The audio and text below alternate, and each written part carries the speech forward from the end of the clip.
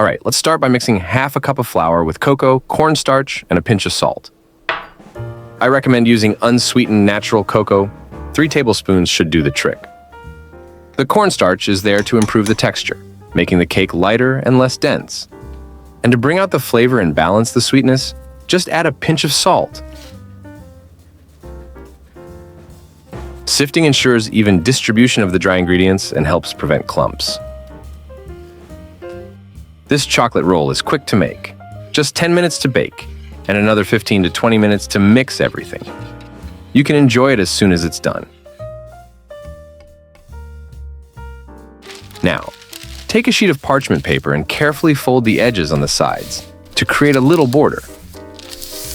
This will make it easier to place the batter and prevent it from spilling out while baking. And for the roll, it's best to use a larger baking tray, so the layer of batter isn't too thick, making it easier to roll up.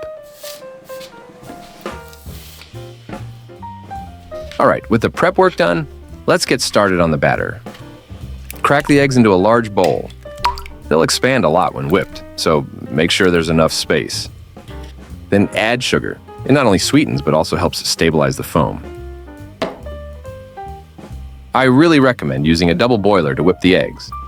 Just pour about a cup of water into a saucepan and bring it to a boil. This trick helps make the foam more stable, airy, and light. Once the water's boiling, take the pot off the heat and place the bowl with eggs and sugar on top. Start whipping on the lowest speed to gradually build up the foam.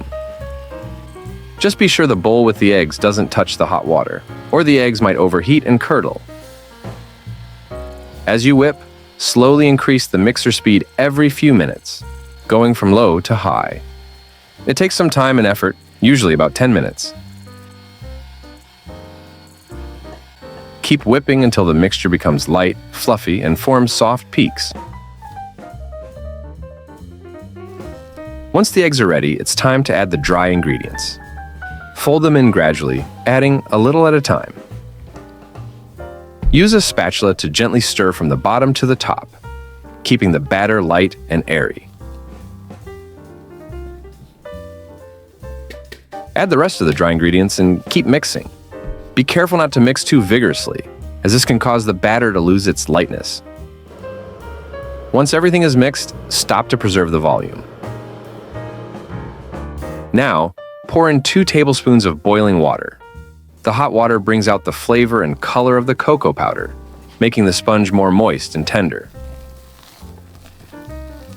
When mixed in, the batter develops a slightly crisp texture and a rich cocoa flavor. After mixing in the boiling water, add 2 tablespoons of vegetable oil.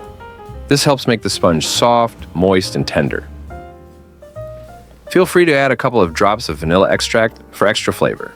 Then, give the batter a few gentle stirs with a spatula to combine, and it's ready to go.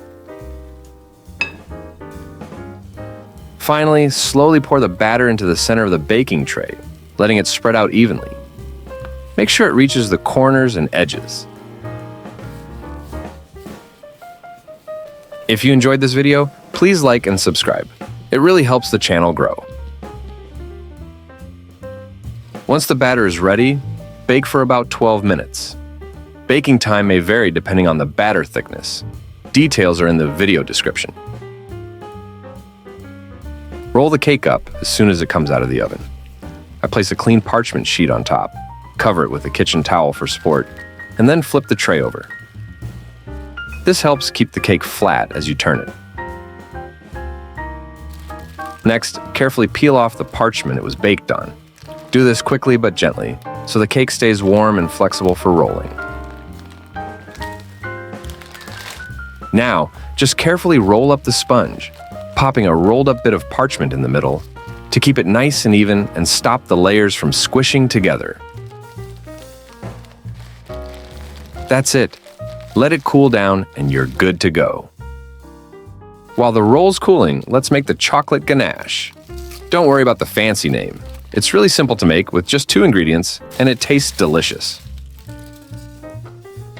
First, chop the chocolate. I like using dark chocolate with 70% cocoa. It has a rich flavor and a good balance of bitterness. The finer you chop it, the faster and more evenly it will melt. Once chopped, just transfer it to a bowl so it's ready for the next step.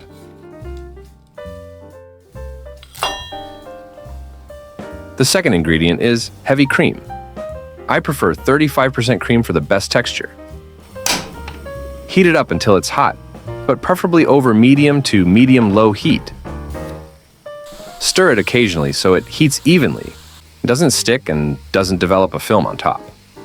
There's no need to bring it to a full boil, just wait until it's steaming, with small bubbles around the edges, while the center stays calm. Pour the cream into the chopped chocolate and let it sit for a bit to melt. Then, gently stir with a spatula until it's smooth and well combined. That's basically it for making ganache. Super simple and no fuss. By the way, let me know your country in the comments. It's always exciting to see how far this little kitchen adventure goes. Now, let's move on to the roll.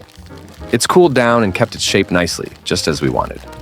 Take a moment to admire how soft and flexible it still is. That's exactly what we're going for. Here comes my favorite part, pouring the ganache over the sponge, but don't use all of it. Save about a quarter for covering the roll once it's all rolled up. Next, spread the ganache over the sponge. You can use a spatula, spoon, or even a brush, whatever works best for you. Personally, I like using a silicone brush. Gently roll up the sponge with the ganache. It's simple since it holds its shape. If you'd like, transfer the roll to a serving plate or tray. For a cleaner look, cut off the edges.